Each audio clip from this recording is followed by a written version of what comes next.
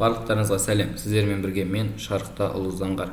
Бүгінгі тақырып 3-ші, 4-ші, 6-ші жұп.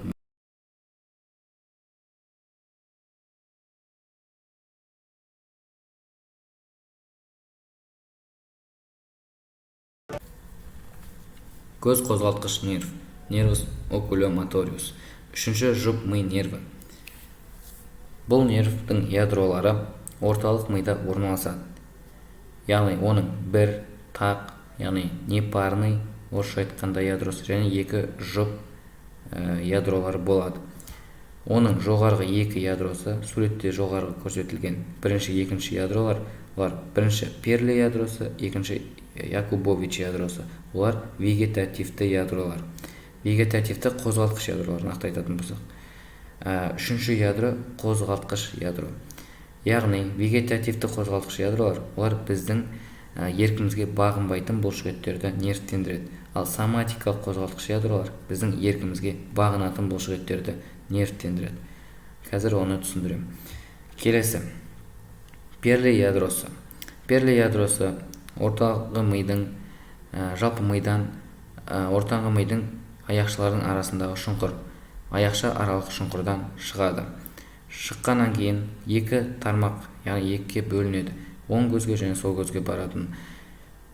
Перле ядросының талшығы бас сүйектен, фистура орбиталис супериордан шығып, көз алмасының тұсында ганглий береді. Ганглий түзеді. Кірпік ганглия, яғни кірпік ганглийін түседі. Кірпік ганглийынан шығатын талшық кірпік бұлшықетін нервтендіреді. Кірпік бұлшықеті көздің аккомодациясын қамтамасыз етеді. Көздің аккомодациясы деген ол осы бұлшықеттің жиырылған кезде көзде болатын көз бұршақты кривизнасын өзгертеді. Яғни кривизнасы, яғни көз бұршақты түсетін жарықтың түсу бұрышын өзгертеді. Көздің, сонымен сіздер соның арқасында, былайша айтқанда, алысты немесе жақынды анық көресіздер. Алысқа қарап тұрып, жақынға қарап қалғанда резко фокус өзгереді. Барынша енді қарапайым тілмен түсіндіруге тырыстым. Сонымен Перле ядросынан шығатын талшықтар фистура орбиталис супериордан өткеннен кейін көз алмасының тұсында ганглий түседі. Кірпік ганглий деп аталады. Кірпік ганглия кірпік бұлшықетін нервтендіреді. Кірпік бұлшықеті көздің аккомодациясын қамтамасыз етеді. Екінші ядро Якубович ядросы. Якубович ядросы олар жұп болады. Олар мидан фосса интерпедункулярис, яғни жаңағы ортаңғы мидағы аяқша аралық шұңқырдан шығады.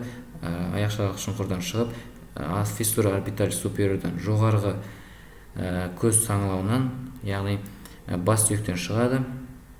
Бас сүйектен шыққаннан кейін көз алмасының тұсында ол да кірпік ганглийін түзіп, кірпік ганглийынан шығатын талшық қарашықтың циркуляторлы бұлшықетін нервтендіреді.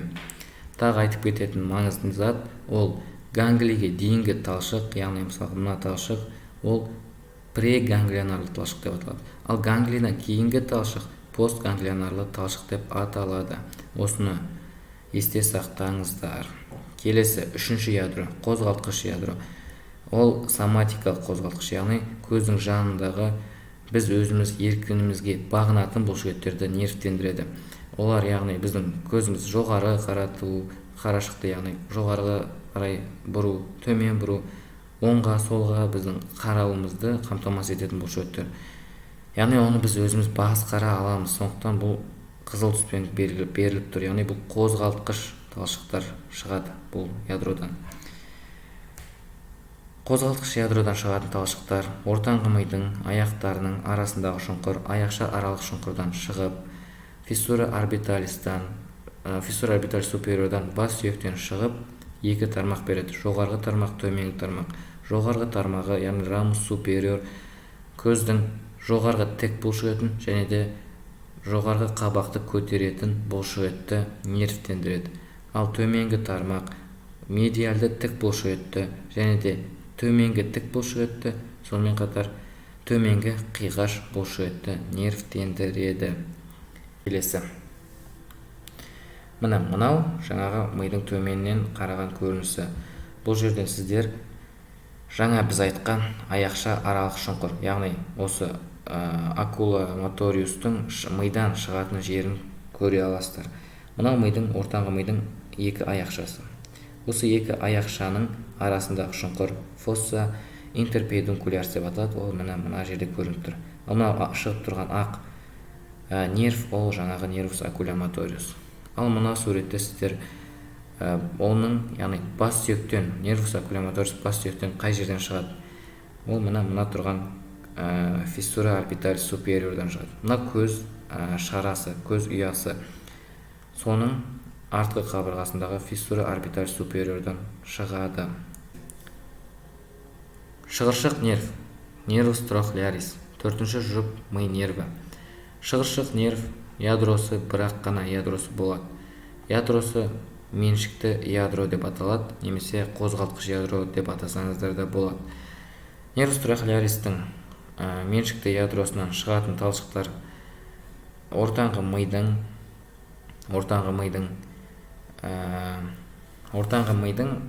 қазір суретте көрсетемін. Мына жерден шығады.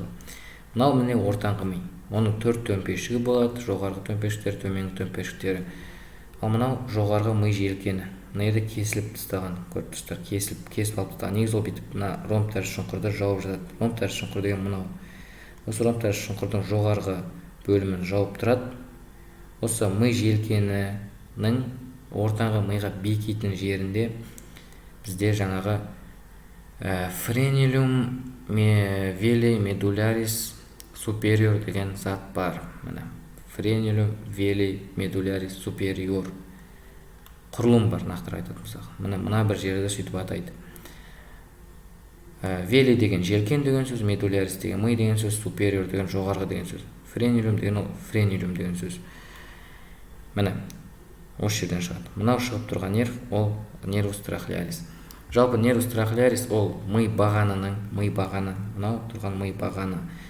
Ми бағаны жаңа сопақша ми, көпір, ортаңғы ми кіреді.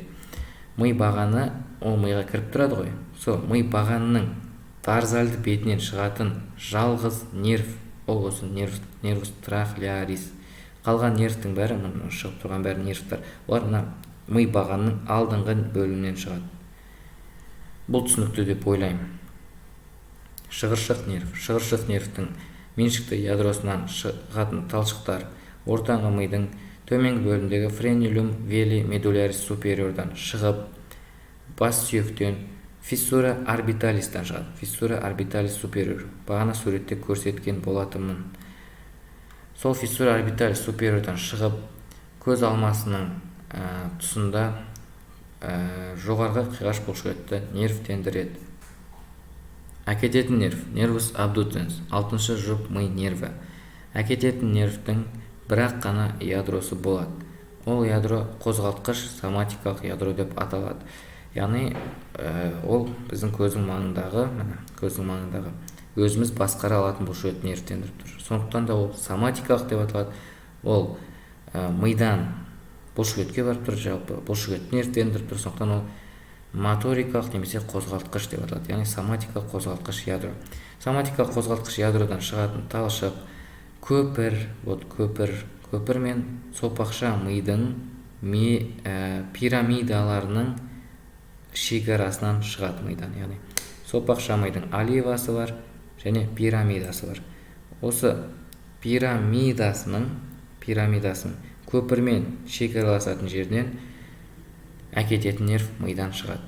Ол бас сүйектен фиссура орбиталис супериор. Сол бағана суретте көрген фиссура орбиталис супериордан шығады да көздің латеральды тік бұлшықетін нервтендіреді. Мускулус ректус латералис. Көздің латеральды тік бұлшықетін нервтендіреді.